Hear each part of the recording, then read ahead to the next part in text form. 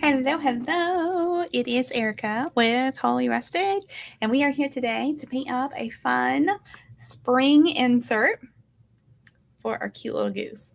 So this is our goose. This is the base kit. So you get the goose, you get this little stand and the little basket, and then we have lots of different inserts that you can put in the goose. There's Valentine's Day, St. Patrick's Day, Easter, spring. There's a teacher one for back to school. There's Christmas and winter and all the holidays, Thanksgiving and fall. So you can change your goose out for all the seasons. So super fun, super cute, and I can't wait to paint this little spring insert with you. So I'm going to flip my camera around so you can see what's going on. All right, so this is our insert. So inside your kit, you're going to have all your wooden pieces. You're going to get your little pots of paint so you can paint this just like the inspiration photo. You're going to get your inspiration photo with your basic directions, and then that way you can paint all your pieces up. So this one does have a few very small pieces, so just kind of something to be aware of. We've got this cute little Hello Spring sign, so we'll start with that first. I'm going to paint the back of my sign here with just a little bit of brown and some white. So let me know in the comments if you have one of our interchangeable geese, if you have one of our interchangeable geese, and what your goose is currently wearing, what season they're sporting. And if your goose has a name, I'm curious to know if you've named your goose. So I do have a porch goose, and she actually sits inside, and her name is Goosinda. So I'm curious. I have not named this goose, but now I feel kind of bad that I haven't given this one a name and I named the other goose. I don't know. It's a thing, right? So there is our cute little Hello Spring sign. I'm just going to set that over to the side to dry. We'll go ahead and paint up the words Hello Spring. I think I'm going to do these in a bluish color. In the inspiration photo, they are yellow. But I will tell you that yellow, I don't like painting with yellow. It's my least favorite color of the rainbow. It just takes so many coats to make things yellow. And so we're not going to do these in yellow. I'm doing them in blue. Because that's the great thing about these kits is you can change this up however you want. You can use the colors that I send you and make it just like the picture, or you can go rogue and do your own thing. So that's what we're doing. We're going rogue. We're going to do that Hello Spring in this pretty blue color. I'm going to brighten that up just a little bit with some white. A little bit of my teal. My paints are all kind of running together, so I'm trying to be careful and make sure I don't grab the wrong color.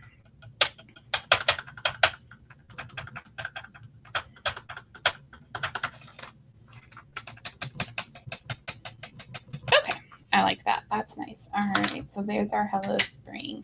On that, there is a little bird that goes up there. So we've got two little birds in this kit, actually, and they both are little bluebirds. And they have some, I told you this kit had tiny pieces. These guys have some little baby wings. So I'm going to get a little more blue out here. We're going to paint these guys up. I'm going to make them kind of a tealy color. Just because I don't want them to be the same color as my words. Which is probably why the designer had them yellow, the words. But that's okay. I don't like yellow.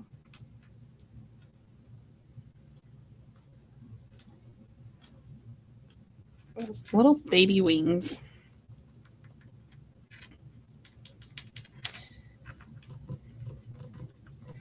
Cute little bluebirds. Okay. I'm going to go ahead and glue their wings on just so I don't lose them.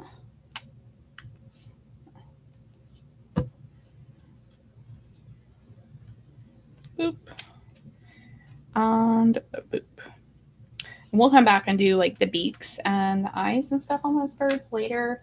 I'm going to go ahead and glue this Hello Spring down as well, just so that can start drying while we're working on our other pieces. Because I need to be able to turn this over to put the little support on the back. So if I glue it down now, it'll give it a little bit of time to dry. And then this gets the slightly bigger bird. So we'll just go ahead and put him on there, and then we can add our details while he's sitting there. Okay, there's that. Excuse me.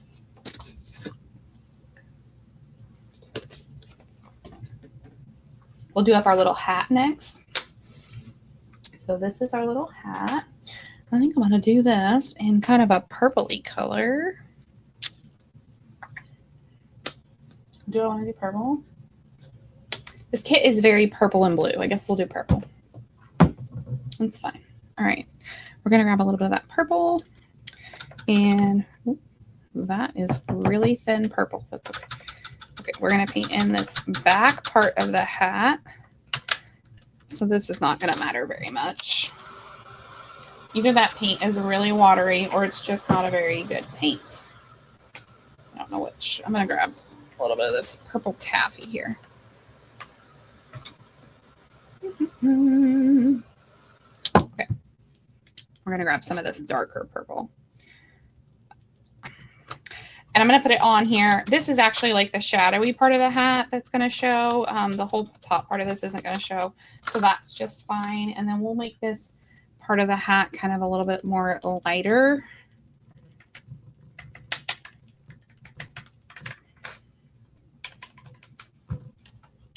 Quick dry. And then this gets, I think it gets this piece. And one of these little bunches of flowers. I'm looking over here to see which one goes on her hat. Maybe this one. I think it's that one. And then actually I think this one goes there. So these are like, I guess, hydrangeas, maybe.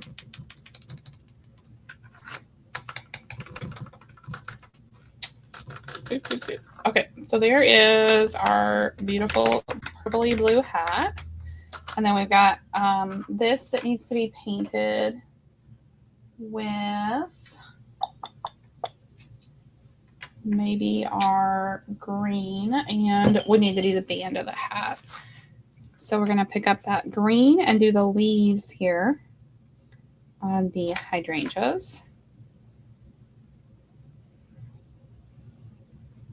And then we'll do this band part. I'm just going to make it kind of a lighter green. Put a yellow in there. Just because I know it's touching up against that green anyway. And I think it'll look nice with the purple. So there is that. And then we've got the little flowery pieces to paint. So we'll grab a little bit of that dark purple. And put that on. And then we'll do this top one, a little bit of that teal in there, because hydrangeas are such fun flowers. They're all different colors and different shades and tints. So I'll just kind of, we'll switch it up. We'll do kind of the purpley blue here on these hydrangeas. So we're going to switch from the purple to the teal, and we're just going to let the colors kind of do what they want. Okay, and then we'll go ahead and glue those together.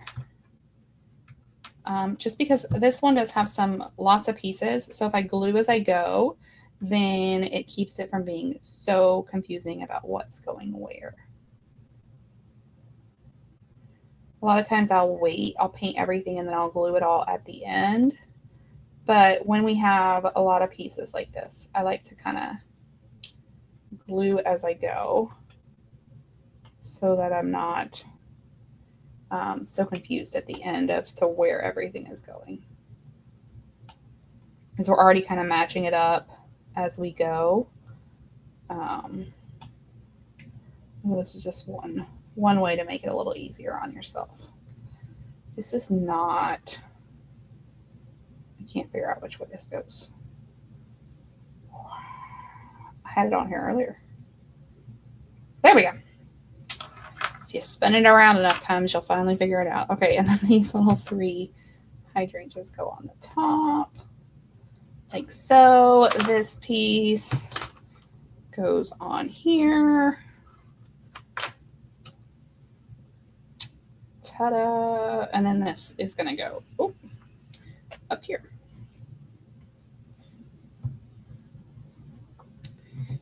Cutie patootie. There's our little goose's hat. So cute. I like that green on there. All right, let's do up the little birdhouse. This goes in our goose's hands. So in order to keep everything from being so blue, we will take some yellow, I guess, and go ahead and do the birdhouse in a yellow. Okay. I think we can use this brush.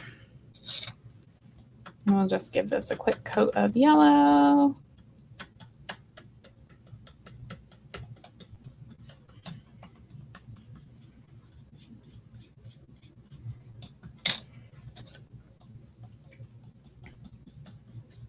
Well, this has lots of 3D pieces as well.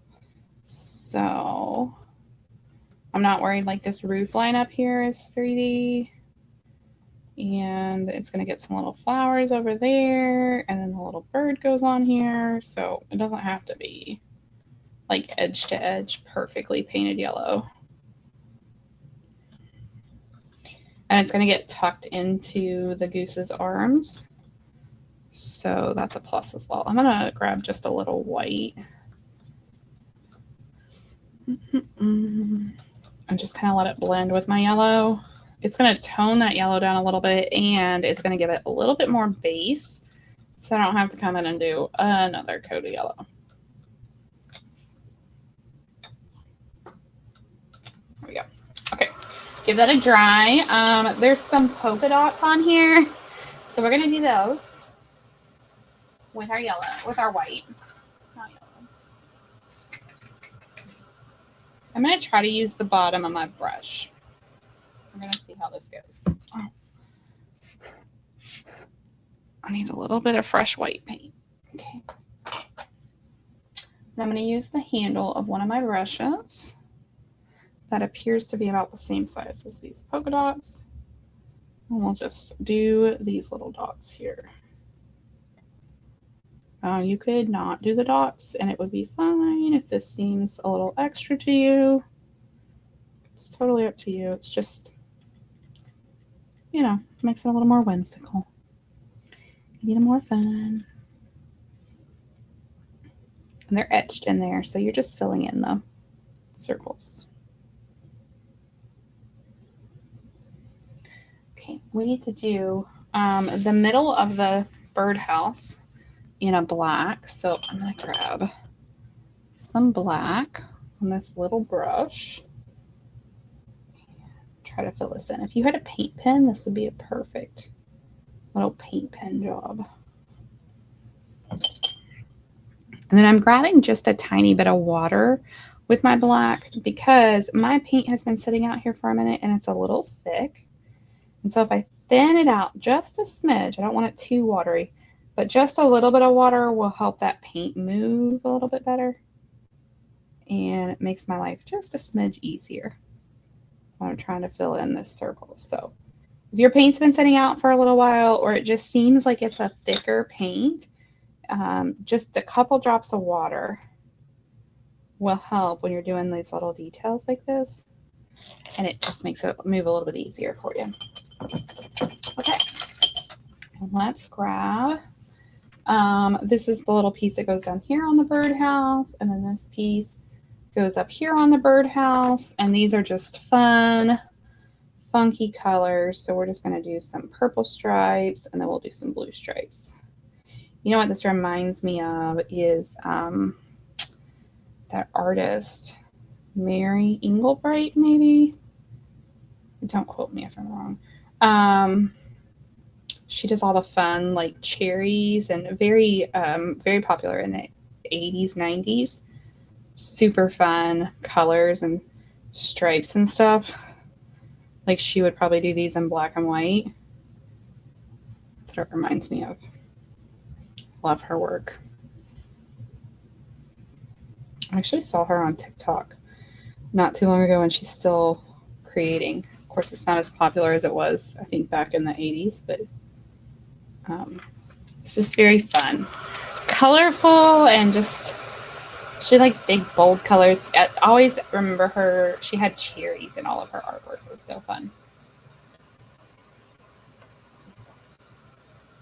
All right, I'm just going to give that a quick dry, and I'll come back and I want to touch up the purpley parts. Let's go over here and do this one. So I'm just using those purples and blues, which we're going to do our hydrangeas with, and just painting in these stripes. They're going to need a second coat for sure, especially that purple. That purple is really thin. It is probably old paint that has been sitting over here on my paint shelf, which is probably the problem. I bring all my older paints in here once I'm, like, when they're not reasonable enough to put in the shipping room anymore, and so a lot of times they're not.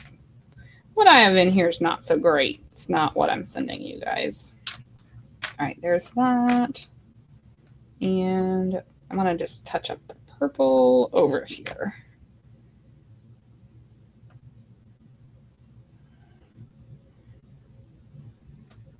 Okay. There is that. And we've already got our little bird done. I'm going to put a little bit purple there on his wing. And we'll go ahead and glue these down. We've got to figure out which little hydrangea pieces go on this birdhouse. This is such a fun little birdhouse. So bird here. Boop. And then the little roof. Very fun. Okay. And then we've got to figure out. So I think maybe this one. I think this one goes up here. And then there should be a little, maybe 3 guy. That's going to go down here, like this. Am I missing a piece? I don't think that was supposed to go over there. I think you're supposed to go right there. That's what it is. Okay. I put too many on that hat. It's okay. All right, so let's do these with green. The leaves. And this one.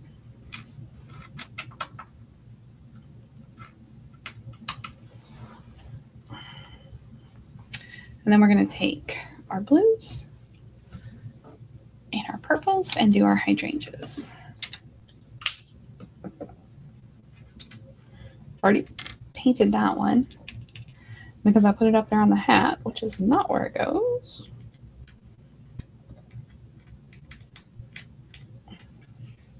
Okay, and then we'll go ahead and glue these down. Excuse me.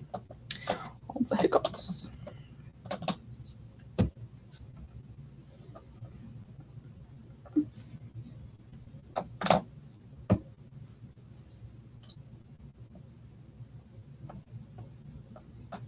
Cute. So cute.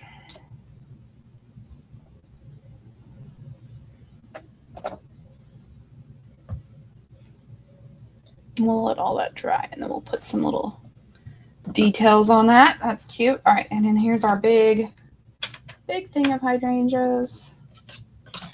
So we'll do the green leaves first.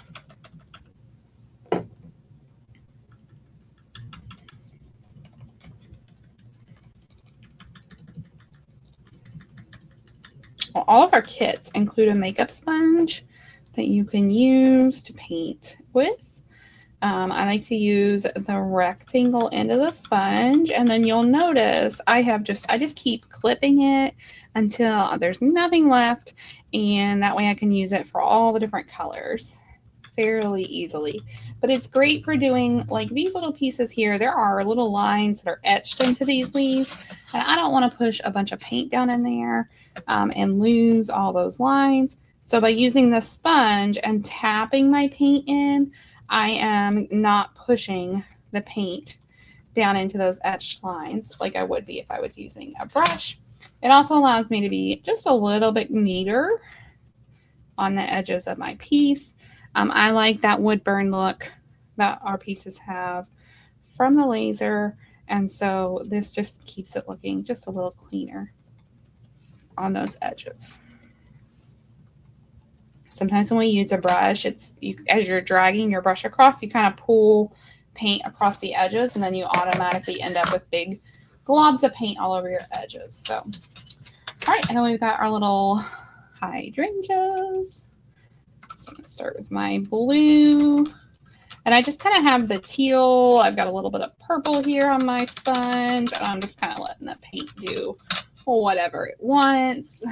If that stresses you out, by all means, use one color, okay? There are no rules when you're painting. You get to make the rules. The point is that you're creating and you're having fun. You're enjoying the process. So if it's any of this is like, this is stressful, then you're doing something wrong, okay? You should be enjoying the process. So do what works for you, because there are no rules about how you should be painting. I always tell my kiddos that when I'm teaching them, there aren't rules in art. There are guidelines in art. There are ideas about how we should and shouldn't use certain things, but there aren't rules. And sometimes if we're studying like really fine artists, a lot of them became popular because they broke the rules. They used acrylics with watercolors, or, you know, they used oil paint with acrylic paint, you know, which is what you're not supposed to do. So sometimes rules are made to be broken in art. So you do what works for you, because the point is that you've taken time to be creative and you're enjoying the process and you're calming your mind by making something with your hands, not that you're following all the rules. Okay. All right, I just made the middles of my hydrangeas a little bit more of the purpley color than the bluey color. Yeah, super specific there, but that's what I did.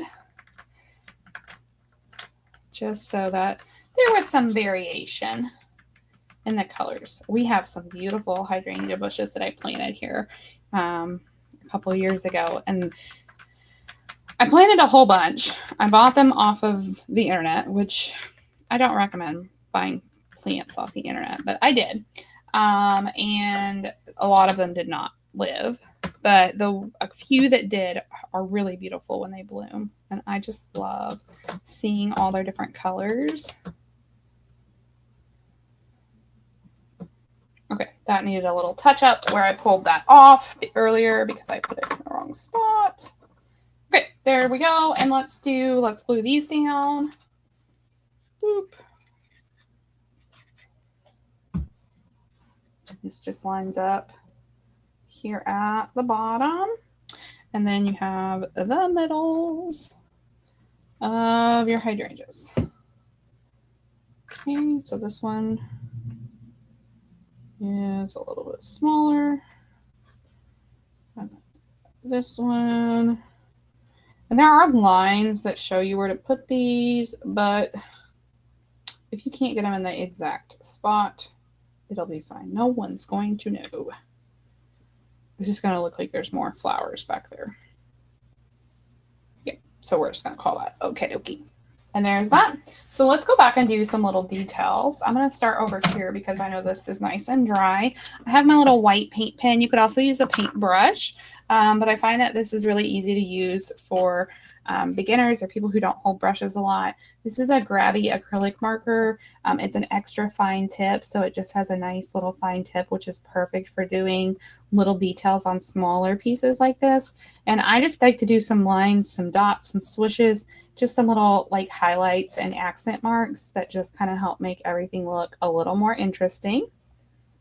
You put them wherever you want, okay? I always say when I teach classes, I always say you put them wherever makes your heart happy. There are no rules here. We're not worried about what direction the light is coming from or anything like that. We are just doing what makes our heart happy right now. And so that's the goal. Not, worried about these are really highlights or anything like that. These are just fun little accent lines that help just make things look a little more interesting and a little more finished. So there's our Hello Spring. We'll do our little hat here. And I have this in a white and I have it in a black. You can buy these on Amazon. They're not terribly expensive. They last a decent amount of time.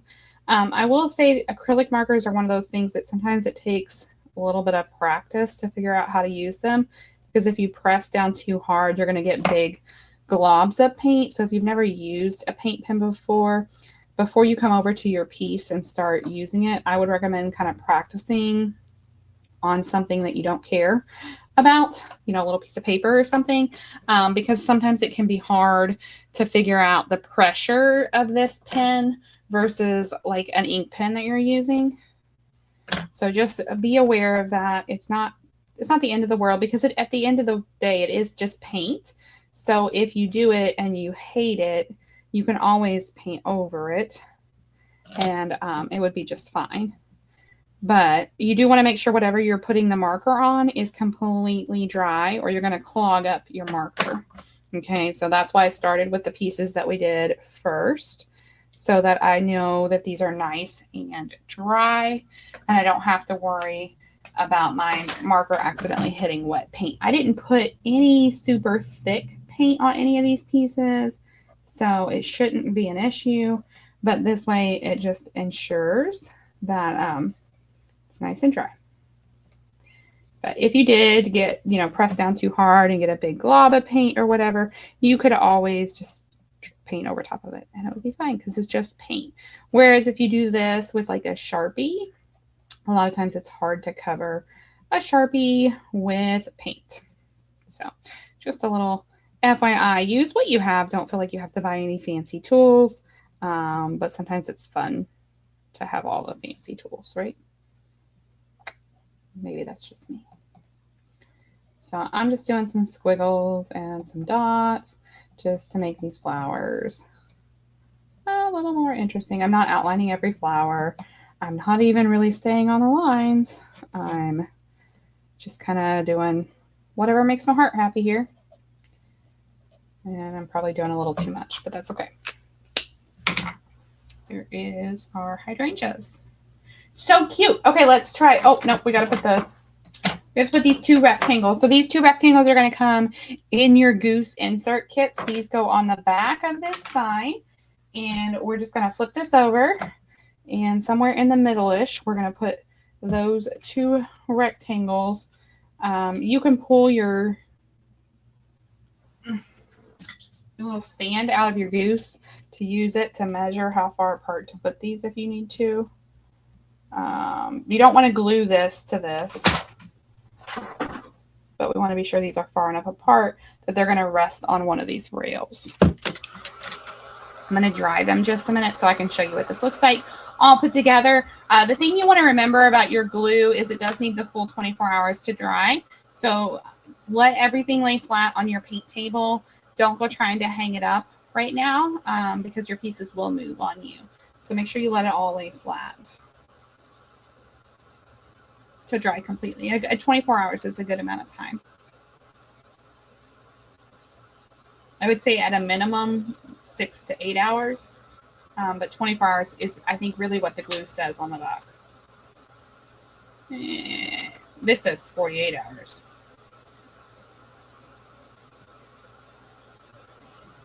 But it's usually 24. Okay. Let's flip you up here.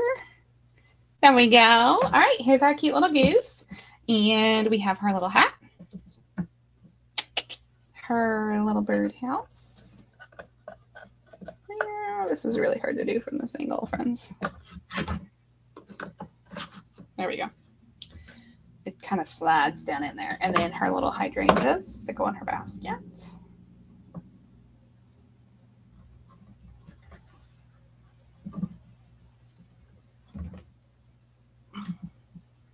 Okay, so we want those flowers. This is why I do this. We want those flowers to be up off that bottom lip. Ooh. There we go. Okay. You want those flowers to be up off that bottom lip, not down there at the bottom, because it has to sit inside the basket. So that's how that needs to go. And then we've got our little sign. Boop. And hello, spring. It's going to go just like that. I do not have any issues with this sign once the glue has all dried. But a lot of times when I'm just testing it, it's a little wobbly. You could always put a piece of tape back here too, just to hold this while you're setting this up. But once it's all dry, I usually don't have any issues. So I will just say that it seems a little unsecure, a little unstable at first, but once it's like, yeah, once it's on a table and I'm not messing with it, I usually don't have any issues. So just a FYI on that. Okay, there we go. There is our cute little spring goose. I hope you enjoyed painting this with me today. I cannot wait to see your finished goose. So if you paint one, be sure to drop a picture in our Holy Rustic Craft Kits group over on Facebook. I'd love to see it. And I hope that you have an amazing day. Don't forget to create something today. Have a great day.